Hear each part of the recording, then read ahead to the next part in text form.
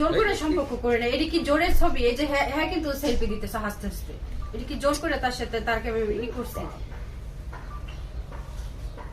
আর কি প্রমাণ আছে দেখেন? আর প্রমাণ আছে, ভিডিও আছে, ওই ভিডিও তার এখানে সাবমিট করা যাবে না। এত কিছু কে করেছে? আপনি করেছেন না মশিউরে করেছিল? মানে মোবাইল ছিল খাটের এখানে, মানে আপনি আগে প্ল্যান করে খাটের এখানে প্ল্যান করা বলতে দুজনেই ইচ্ছাকৃতভাবে ভিডিওটা করা হয়েছে। আচ্ছা, এইসব কাজ করতে গেলে তো আসলে প্রমাণ রাখে না, আপনারা কেন এই প্রমাণ রাখছিলেন? এটা প্রমাণ রাখছি তো এই জন্যই যে সে যখন দেখছি যে আমার সাথে প্রতারণা করতেছে, আমাকে বলতেছে যে বিয়ে করব না, সে বলে তোমাকে যে ভালোবাসি, এটা প্রমাণ কি?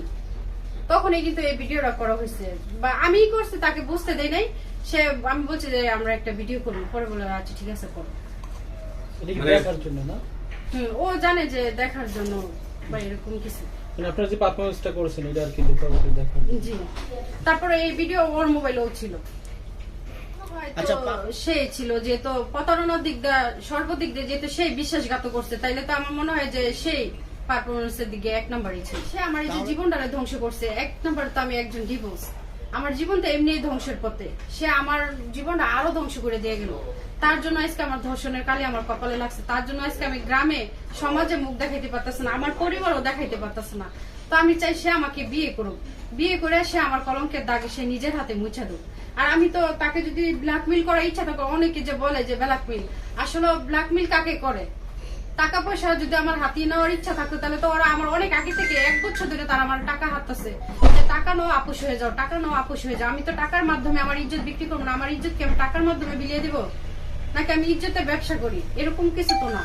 আমি চাই সে আমাকে বিয়ে করুক, আমার সামাজিক মর্যাদা দেবে, আর না দেবে সে এরকম একটা আমতামতার মধ্যে থাকে, তার পরিবারের ডিসিশনের উপরে সে আছে মূলত। এখন আমার ছেলে বিয়ে করে নাই, আনমেরিড একটা ছেলে, বিবাহিত মেয়ে বিয়ে করাবো না, এরকম তার পরিবারে। এখন তার ছেলে তো জানিয়ে শুনে বিবাহিত মেয়েদেরকে পছন্দ করছে, তার ছেলের পছন্দ বিবাহিত মেয়ে, এখন তারা চাইলে কি আনমেরিড মেয়ে বিয়ে করতে পারবো ছেলেরে?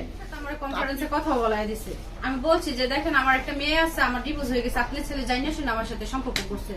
তখন এই কথা বলাতে পরে ওরে ওর বাবা মা হয়তো বকাবদ্ধ করছে, তখন ও আমার ভিডিও মানে অডিও কলে কনফারেন্সে রেখে কথা বলছে আর বলছে যে আমি এই বিষয়টা অস্বীকার করি। এরকম ধরনের প্রমাণ আছে আমার কাছে। বের হওয়ার পরে অনেকবার কথা বলছে, আর ঈদের 4-5 দিন পর সে আমার সাথে কথা বলছে যে আমি তোমাকে বিয়ে করবো, আমার পরিবারের একটু বুঝাইতে হইবে, এসে তুমি আমার পরিবারকে বুঝাও। কিন্তু আমি ওর পরিবারের হাতে ধরছি, পায়ে ধরছি, কোনোভাবে তার পরিবারকে আমি বুঝাইতে পারতাছি না।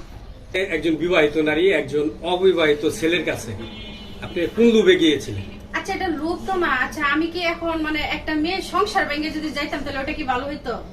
একটা মেয়েকে আরেকটা মেয়ের সংসার ভেঙে যেতে পারে, আর যদি একটা মেয়ের সংসার ভেঙে যাইতাম তাহলে তো আপনারাই প্রশ্ন করতেন, আপনি একটা মেয়ে হয়ে আরেকটা মেয়ের জীবন কেন নষ্ট করলেন? প্রথম কে প্রেমের প্রস্তাব দিয়েছে? প্রথম তো ওই দিছে, ছেলেরাই তো প্রথম বিয়ের প্রস্তাব দেয়। মানে আপনার চেহারা দেখে কি সে ভুলে গিয়েছিল? চেহারা দেখে এখন ওর ভিতরে যদি খারাপ উদ্দেশ্য থাকে তাহলে সে আমার চেহারাতে টার্গেট করছে, আর আমার তো খারাপ উদ্দেশ্য ছিল না, তাকে বিয়ে করার ই ছিল। আপনি যে কিস্তি তুলছেন আসলে কি প্রয়োজনীয় কাজের জন্য কিস্তি তুলেছিলেন না প্রেম করার জন্য কিস্তিটা তুলছিলেন? তার সাথে আমার পরিচয় মানে কিস্তির মাধ্যমে, আর আমি 50,000 টাকা লোন উঠেছি, মাসে আমার লোন কিস্তি আসে 5,500 টাকা। আমার কি মানে পাগলাই করতেই কামড়েছে, আমি 5,500 টাকা আমি এমনি দিতে যাব? প্রয়োজন ছাড়া কি কেউ লোন উঠায়? কেউ চায় যে মাসে মাসে কারো তাকদা শুনুক? না, অনেক